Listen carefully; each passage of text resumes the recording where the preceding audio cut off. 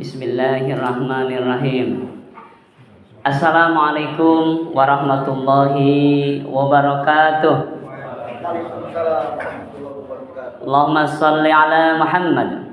Allahumma salli ala Sayyidina Muhammad. Allahumma salli wa sallim wa barik ala Sayyidina wa maulana Muhammad.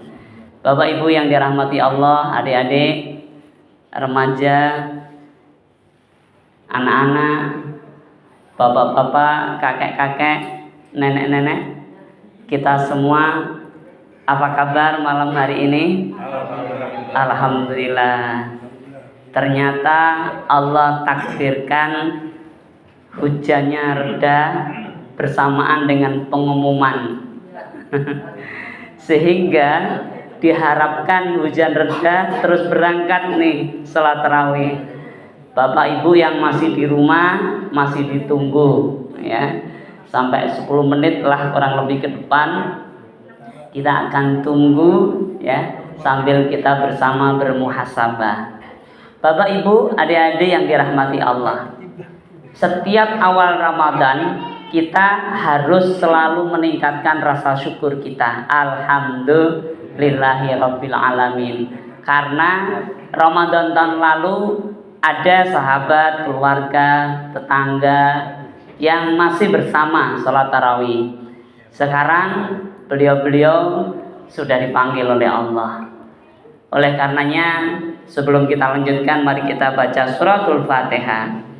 Kita sampaikan pahalanya, berkahnya untuk sahabat kita, orang tua kita yang mungkin kita nggak bisa menyebutkan satu persatu karena lumayan banyak ya, agar beliau-beliau diringankan ya, siksanya bila disiksa, dan diberikan kemuliaan bila diberikan kemuliaan di raudhatan min riyadil jinnah, di alam kuburnya insyaallah.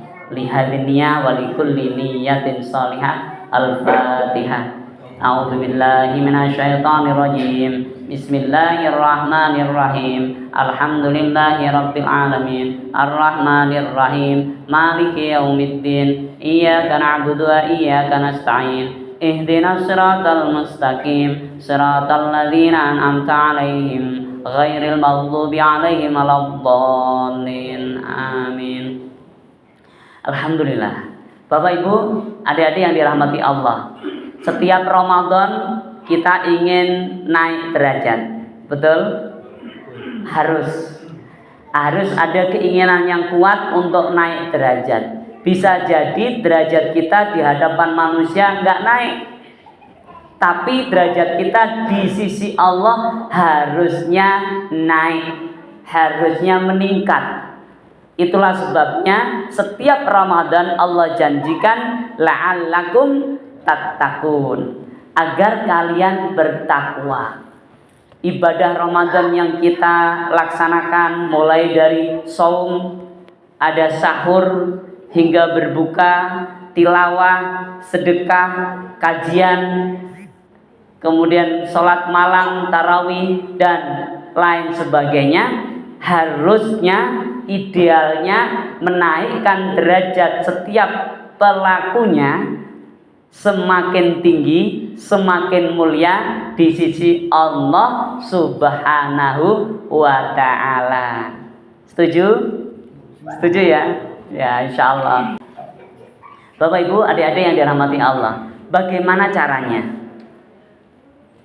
agar Ramadan ini kita bisa lalui kemudian menghasilkan naik derajat, tambah takwanya, tambah dekatnya pada Allah? Nah, saya menawarkan 3 cara. Kalau mau dilaksanakan, alhamdulillah saya dapat ikutan pahalanya. Tapi kalau enggak juga enggak apa-apa. Ya, caranya sederhana sekali.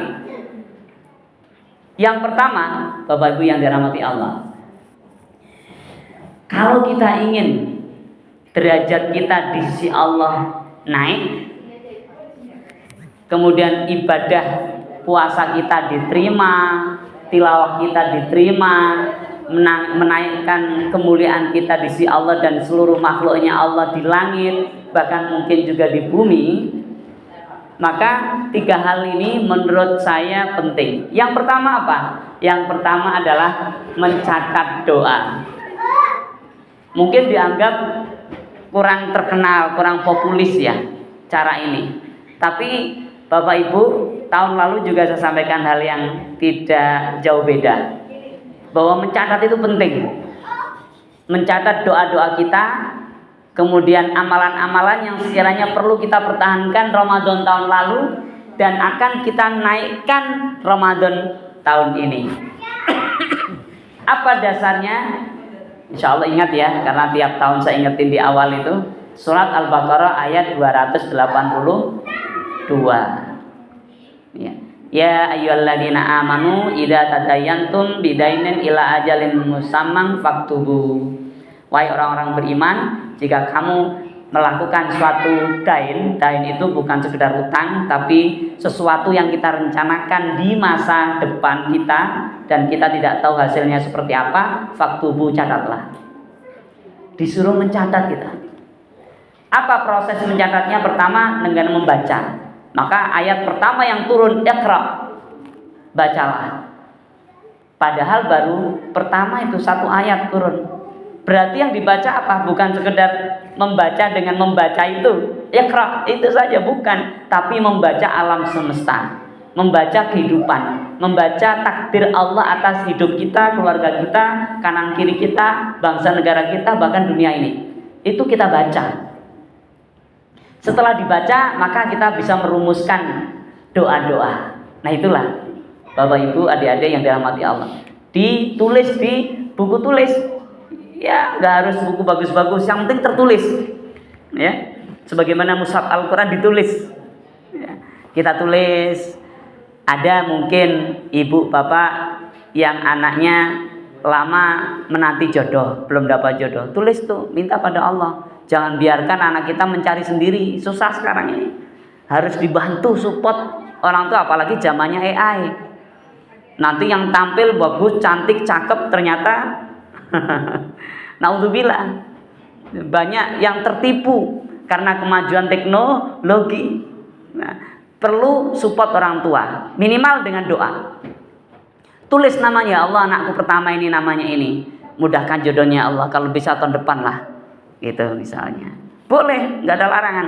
Tulis apa? Ya Allah anakku, ya Allah, ya Allah cucuku, ya Allah, ya Allah suamiku, ya Allah, sehatkan ya Allah, ya Allah istriku, ya Allah, berikan kesabaran ya Allah. Begitu, tulis.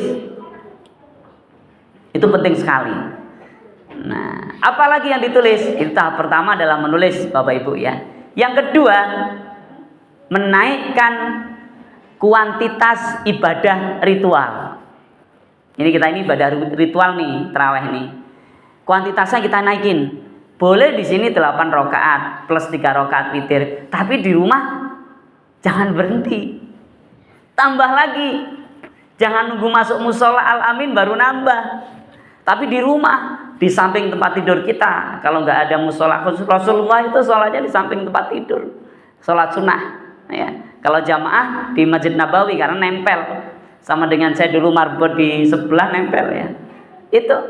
Itulah Rasulullah dulu begitu. Ya. Meskipun beliau seorang presiden. Nah, kita budayakan, kita naikkan kuantitasnya. Jadi jumlahnya, kuantitas itu hitung-hitungan. Ya, bisa dihitung dengan jari atau dengan kalkulator gitu ya. Nah, saya tawarkan Bapak Ibu untuk menjalankan atau mencoba melaksanakan sholat tasbih. Nah, saya cek dulu berapa menit ya.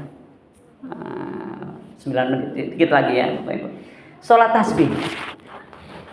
Sholat tasbih caranya bagaimana? Tinggal download di internet. Kalau ragu, khawatir salah, tinggal WA. Ya WA saya boleh, WA Ustadz yang dialamin juga boleh. Ya, gampang. Sekarang sholat tasbih. Kenapa sholat tasbih? Karena sholat tasbih ini dalam sebuah hadis disampaikan kalau bisa tiap hari, kalau nggak bisa sepekan sekali di hari Jumat, kalau nggak bisa sebulan sekali, hari apa aja pokoknya sebulan sekali, kalau nggak bisa setahun sekali, kalau nggak bisa seumur hidup sekali. Sholatnya 4 rakaat, kalau siang 4 rakaat 1 salam, tapi Satu salam agar tidak sama dengan sholat duhur. Kalau malam 2 rakaat salam, 2 rakaat salam. Isinya 300 tasbih. Detailnya tinggal cari di internet. Ya, itu biar ada kenaikan kuantitas ini. Ya, bukan hanya sholat tobat aja, bukan hanya sholat tarawih aja, hajat aja, tapi tambah dong sholat tasbih agar Ramadan ini beda dengan Ramadan tahun. Yang sudah, ya tambah lagi. Yang sudah biasa sholat tasbih, tambah lagi sholat apa gitu ya, atau ibadah lagi. Contreng, tulis. Nah itu yang kedua, menaikkan kuantitas. Yang ketiga, menaikkan kualitas. Nah jadi ini 3 hal langsung bisa dieksekusi ya Bapak Ibu ya, adik-adik ya. Jadi nggak boleh menguap dari sini. Pertama, apa tadi? Mencatat. Kedua, naikkan kuantitas. Harus ada amalan baru di Ramadan ini. Ya, bukan buat-buat atau bid'ah ya. Ya, amalan baru yang memang sesuai dengan syariah.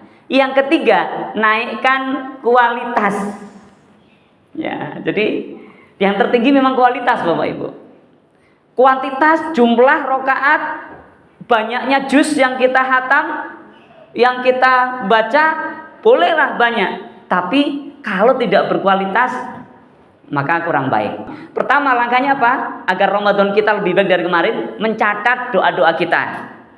Amalan-amalan kita catat yang sudah kita laksanakan tahun lalu dipertahankan dan ditambah. Yang kedua, tambah dengan amalan kuantitas, tambahan kuantitas. Saya tawarkan sholat tasbih. Yang ketiga, kualitas.